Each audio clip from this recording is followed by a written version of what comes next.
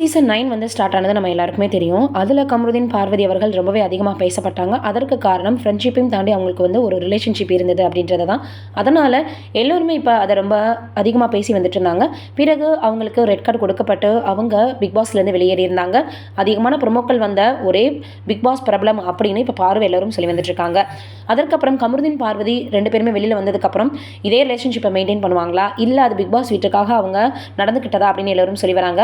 அப்போ கூட title winner Divya வந்ததுக்கு பாரு அவர்கள் நிறைய விஷயங்கள் சொன்னாங்கன்னு சொல்லியிருந்தாங்க. அதெல்லாம் கிடையாது.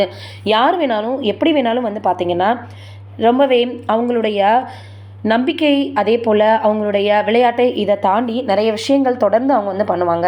இப்படி இருக்கக்கூடிய சூழ்நிலையில் இப்போ நிறைய விஷயங்கள் தொடர்ந்து பாரு மற்றும் கமருதீன் அவர்களை பற்றி எல்லோருமே பேசி வந்துட்டுருக்காங்க.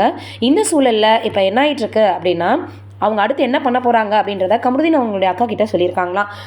ஃப்ரீஸ் டாஸ்கில் கூட ஃபேமிலி வரும்போது கூட கமருதீன் அவங்க அக்கா, அதற்கப்புறம் பாரு அம்மா வரும்போது கூட நிறைய விஷயங்கள் தொடர்ந்து பேசி வந்துட்டு இருந்தாங்க. இந்த சூழலில் இப்போ இவங்க 2 பேருமே அடுத்து ஃபியூச்சரில் என்ன பண்ண போகிறாங்க அப்படின்றத பற்றி பேசியிருக்காங்க. நம்மளுடைய கேரக்டர் வேறு மாதிரி பிக் பாஸில் இருக்கலாம், ஆனால் நிஜ வாழ்க்கையில் நம்ம இருக்கக்கூடியது வேறு அப்படின்னு 2 பேருமே சொல்லியிருக்காங்க. இப்போ இவங்க 2 பேரை பற்றி தான் சமூக வலைதளங்களில் அதிகமாக எல்லோரும் பேசி வந்துட்டு இருக்காங்க. இது ஒரு பக்கம் இருக்க, அடுத்ததாக ராஷ்மிகா அவர்களுக்கும் விஜய் தேவர்கொண்டாவை இப்போ மேரேஜ் பண்ண போகிறாங்க அப்படின்ற செய்திகள் மிகப்பெரிய அளவில் சமூக வலைதளங்களில் வெளியாகி வைரலாகி வந்துட்டுருக்கு.